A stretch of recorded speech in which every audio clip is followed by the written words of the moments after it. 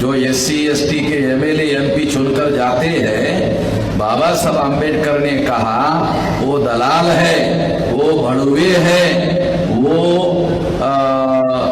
उन्होंने अंग्रेजी में कहा tool of the caste Hindu. उसका मतलब है औजार है, हथियार है ब्राह्मणों के।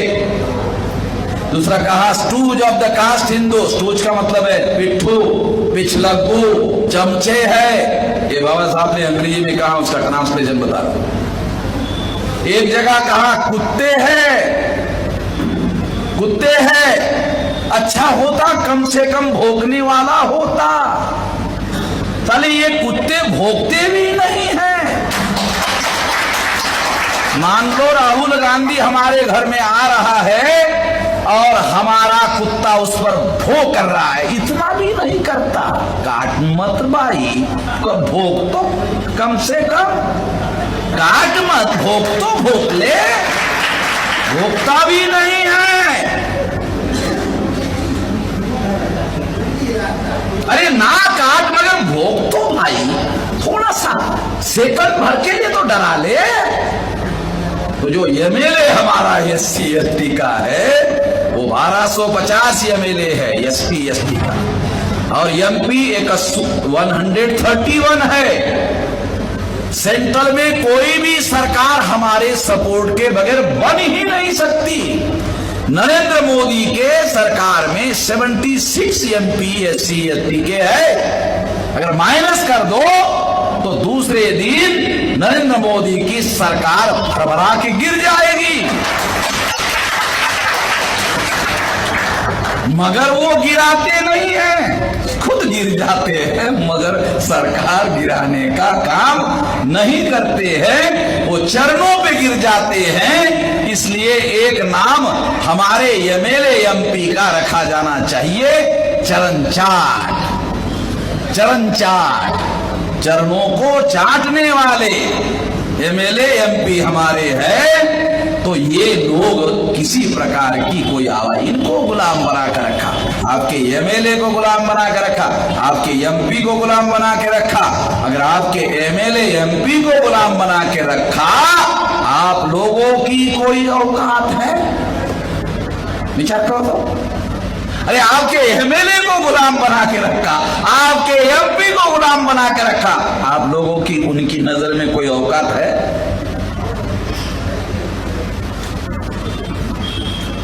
और भी कोई गुलामी का नाम है इसके अलावा? मुझे तो नहीं लगता। ये तो सब कुछ कर दिया उन्होंने। इसलिए ये बदलना होगा। ये परिवर्तन यात्रा परिवर्तन करने के लिए बनाई गई है। ये बातें आपको केवल बताई नहीं जा रही है, आपको इसलिए बताया जा रहा है कि आप गांव-गांव में जाओ, गांव-गांव में जाकर लोगों को समझाओ कि हमारे दुश्मनों ने हमें गुलाम बना दिया गया है, हमें आजादी की जंग लड़नी है, तैयार हो जाओ। इसके लिए ये तैयारी करना जरूरी है। इसलिए साथियों, बहुजन क्रांति मोर्चा ये परिवर्तन करने के लिए बनाया गया संगठन नहीं है, बल्कि प्लेटफॉर्म है, ताकि एक तहसील में मिनिमम 50 और मैक्सिमम 100 संगठन, अगर छोटे छोटे माइक्रो, स्मॉल, मध्यम और बड़े संगठन इकट्ठा कर लो तो क्या होगा? 5000 तहसील है, एक तहसील में मिनिमम 50 संगठन इकट्ठा कर लो, 2.5 लाख संगठन इकट्ठा हो जाएंगे। 100 कर लो, 5 लाख संगठन इकट्ठा हो जाएंगे। 5 लाख संगठन इकट्ठा कर लो, 50 लाख कार्यकर्ता तैयार हो जाएंगे। 50 लाख कार्यकर्ता तैयार कर लो, देश में बहुत बड़ा आंदोलन खड़ा हो जाएगा और परिवर्तन इस देश में जैसा चाहते हो वैसा होगा। एक करने के लिए, रोना रोने के लिए हमने परिवर्तन यात्रा नहीं निकाला है। हमने ये परिवर्तन यात्रा परिवर्तन करने के लिए निकाली हुई है, और इसलिए इन लोगों को हमारे परिवर्तन यात्रा का डर लग रहा है।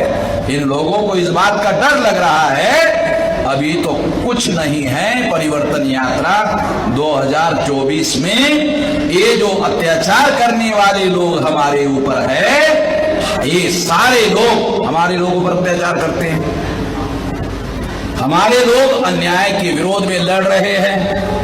शेड्यूल कास्ट के लोग लड़ रहे हैं, शेड्यूल ट्राइब के लोग लड़ रहे हैं, नॉमिनिक ट्राइब के लड़ रहे हैं, एमबीसी के लड़ रहे हैं, ओबीसी के लड़ रहे हैं, माइनॉरिटी के लड़ रहे हैं, मुसलमान, सिख, ईसाई, बुद्धिस्ट, जैन, लिंगायत लड़ रहे हैं। ये सारे के सारे लड़ रहे हैं। लड़ क्यों रहे हैं? क्योंकि अन्याय हो रहा है। लड़ क्यों रहे हैं? क्योंकि अन्याय हो रहा है, इसलिए लड़ रहे हैं। अन्याय कौन कर रहा है? 3.5% ब्राह्मण कर रहा है।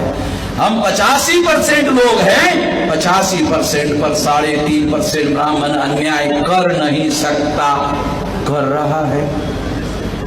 कर नहीं सकता, कर रहा है।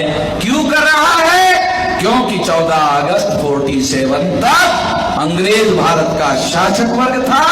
15 अगस्त 47 से ब्राह्मण भारत का शासक वर्ग हो गया है। ब्राह्मण भारत का शासक वर्ग हो गया है। और शासक वर्ग के नियंत्रण में मिलिट्री होती है, बॉर्डर सिक्योरिटी फोर्स होता है, प्यारा मिलिट्री होता है, पुलिस फोर्स होता है, सीआरपी एसआरपी होता है। और इनकी मदद से आपकी ठुकाई करता है, इनकी मदद से आपकी पिटाई करता है। ब्राह्मण आपके घर में कभी पिटाई के लिए आता नहीं है, वो टेलीफोन से पिटाई के लिए बोल देता है, वो आपकी पिटाई शुरू कर देता है। ब्राह्मण पिटाई कर नहीं सकता, मगर कर रहा है क्योंकि वो शासक वर्ग है। अब वो पिटाई कर रहा है और हमारे लोगों की पिटाई करने में कामयाब क्यों है? क्योंकि हमारे लोगों की संख्या 85% है। 3.5% ब्राह्मण पिटाई कर नहीं सकता, मगर कर रहे हैं। क्यों कर रहे हैं? क्योंकि हम लोग अलग अलग अलग अलग अलग अलग अलग अलग अलग अलग लड़ रहे हैं। शेड्यूल कास्ट अलग लड़ रहा है, शेड्यूल ट्राइब अलग लड़ रहा है, नॉमिनिक ट्राइब अलग लड़ रहा है, एमबीसी अलग लड़ रहा है, ओबीसी अलग लड़ रहा है, मुसलमान, सिख, ईसाई, बुद्धिस्ट, जैन, लिंगायत अलग अलग लड़ रहा है। सभी लोग अलग अलग लड़ रहे हैं। जब सभी अलग अलग लड़ रहे हैं, अलग अलग लड़ने की वजह से इनकी पिटाई हो रही है। जब तक लड़ते रहोगे अलग अलग पिटाई होती रहेगी।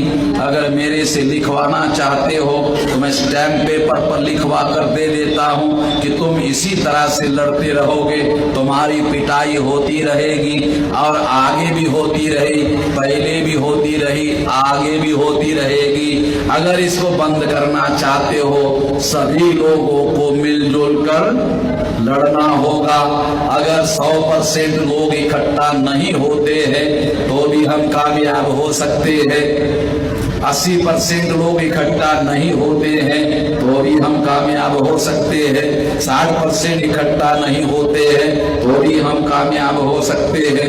40% इकट्ठा नहीं होते हैं तो भी हम कामयाब हो सकते हैं। 31% से नरेंद्र मोदी प्रधानमंत्री बना तो हमारे लोग भी 30% से बन सकते हैं। कांग्रेस बीजेपी दो लोग लड़ रहे हैं ना, तो दो लोग लड़ रहे हैं तो 31% से प्रधानमंत्री बन गया है।